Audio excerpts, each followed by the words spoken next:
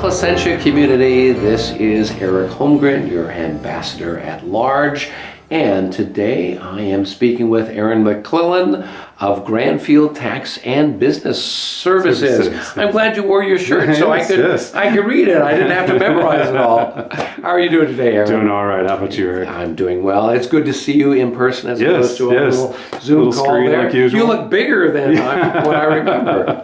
Right. So, Aaron, tell me a little bit. Is Grandfield Tax your first business? It's the first one I've helped run. Okay. Used to work for various businesses before. I was the director of finance for the LA Sparks. Okay. Like the Lakers, but the ladies. Okay. I was there for 3 years, but did Grandfield for 2 years at the same time. They have separate seasons that way, so it makes it a little easier. Prior to that, I worked for Enterprise Rent-A-Car. And how I got to know Grandfield, I was the accounting supervisor for truck rental at Enterprise Rent-A-Car.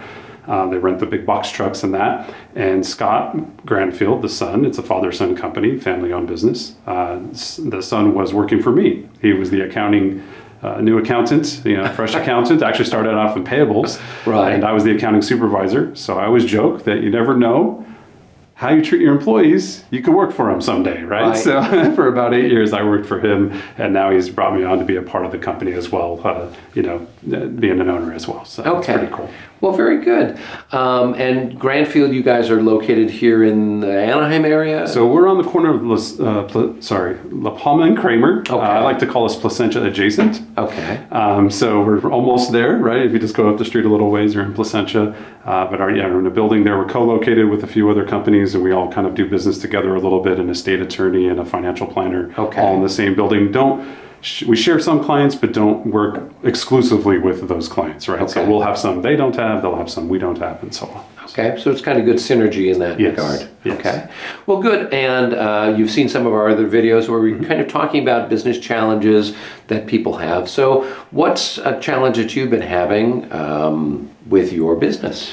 Well, I think one of the major challenges they're facing everybody, of course, they say COVID, right? But bigger than COVID, one of the things that we do at Grandfield that makes us sort of unique is collaboration. So we're all in the offices together. We have 5 enrolled agents right now, and we specialize in a certain area. Mine is in business taxes, corporate partnership, and so on. Scott, one of the owners, is in estate taxes. David does audit representation and tax controversy, so on and so forth.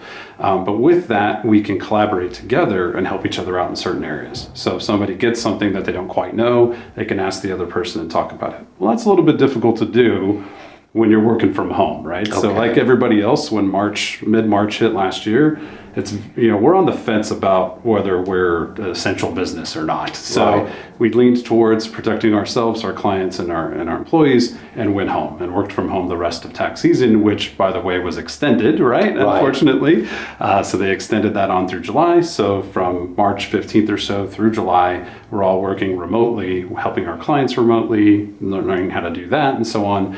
But one of the major challenges in that, when we're doing collaboration together, is to be able to have that. You can't just walk into the office and, hey, got a quick question for you, or hey, I got a quick thing, or hey, I have this client issue, and so on, or whatever that is in your business. That's difficult to do through Zoom an hour and a half a week, or trying to chat each other. One of the ways we have a solution is we have inter-office chat that's all online, and our phone system is that way. So we can communicate that way, but so much different than being right there with somebody and showing you, or hey, I've got this issue with the software. Can you show me how to do that? Yeah. Now I've got to get you on Zoom, then share screen, then click, and it's like these extra steps and extra time that it takes, which we don't have during tax season. Right. So that time is so precious.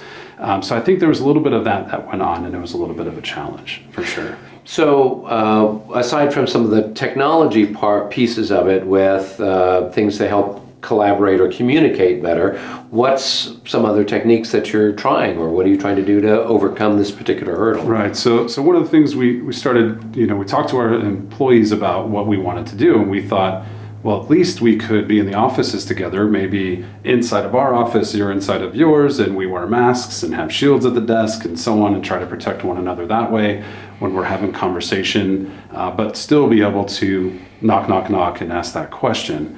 There was a little bit of resistance from our employees. Obviously, everybody's got a different situation at home, so they're nervous, right? And Right. I don't blame them. Everybody has somebody they know with a pre-existing condition that they have been avoiding for the Right. last almost a year because they don't want to get them sick or hurt them or what have you. And so we listen to that a little bit. So where we're looking right now is maybe sort of a hybrid thing, and then where we're there a couple of days a week and not there a couple of days a week. And we think that's a pretty good strategy, and thinking about that, and it's less exposure to the office together and Right. one another, but at the same time, still it lets us have a bit of that collaboration that we're looking for that makes us different from many other, many tax firms, just one person with an assistant, and they're just sitting in an office doing taxes. Right.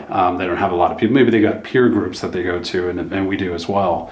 But there's nobody in their office, unless maybe 2 of them at the most. But with 5 of us, that's a big deal. A lot of people Right. learn from. So I think that helps a lot. Okay. Well, it sounds like you've got one particular idea there, and obviously getting buy-in from your staff would have been is it very important with Yes. this? Yes. So- And getting them to do that and accept that and wanting to do that, but still feel comfortable enough. And of course, their safety, their family safety, all number one for us. We don't want anybody to. One of the things I said at the very beginning of this is I would probably cry every day if I killed one of my clients with COVID, right? Yeah. I mean, they're all older. We have a lot of retired clients and so on. So that was immediate. Like, I don't want to be with clients, and that's. Love them. I love them to death. I've dealt with many of them for 10 years now, but we're going to have to be remote, and we miss each other. We said that during last tax season. Oh, I miss seeing you. And well, we can go on Zoom if you miss my pretty face is what I would tell them, So it's that kind of thing. But at the same time, their safety is paramount. And so I feel the same way with our employees and their families Right. as well, that we just need to make sure we're thinking of that and doing that. I think as business owners, we have to be really, really relate to our employees that way and just think about them individually. Right. It's like all of us are this way. We think that, but this is a different lens now. Yeah. You can have a little bit of individuality, and in our firm, which is a small family-run business, we can still be individual that way and say, no, this person over here has this thing going on. We need to be sensitive to that, but this person's okay with it, and so Right. on. So we need to just adjust accordingly. And it's still a work in progress. As of a few days ago, still talking about it with the ownership and figuring it out. But, and we're open to ideas too, from Yeah. what they might give us feedback, or other businesses even might give us. We're open to hearing those things too. Well, and I think that's an important skill as a business owner to have. A lot of times we're the decision makers, we think that we're the ones that are directing it, but to allow your staff to give you feedback and for you to be sensitive to their situations and then to try to cater to their stuff, that's going to make them, happier to work with you, and probably more loyal in the long term than, because there's lots of tax places out there, I Right. think. Right. But if they know that you care about them and that you care about their feedback, and that you're willing to meet them in the middle or come up with some solution, Right. I think that's going to only be a good thing for you so that way you meet the collaboration goals that you have, but also you keep everybody as happy as can. Yeah, and as safe as possible as well. Yeah. Absolutely. Well, good. Well, Aaron, it was great to chat with you. Yes, thanks. Before we say farewell, is there any either business or personal advice you'd like to share with the greater community out there? We're Grandfield Tax. We do more than just taxes for individuals. We do it for businesses as well. One of the things that we're trying to get going here this season is potentially helping people with budgeting and doing things like that. Individuals I know struggle with that. A lot of people are in employment. A lot of people are making less money than they made before. So we're trying to get into an area to be able to help our clients and their friends and family and so on figuring out how to have that budgeting and live that life the way you can possibly, still off maybe less money or what you got going on. That's one thing. And from a business side, business consulting is something that I'm getting really excited about and doing a lot for folks, because some businesses in this time are taking off. I got one guy who does deliveries, and that's going bananas, right? So talking to them about how to make sure they don't pay too much tax either, while their business is increasing. Right. So, but I think this is probably one of the 2 major things that we're just here to help and, do a lot of different things. Like I said, consulting, bookkeeping services, tax controversy, any of those types of things we can help. Okay. So we're here to help. We'd love to help them out. Well, very good. Well, Aaron, it was great to chat with you. And until the next episode, be well.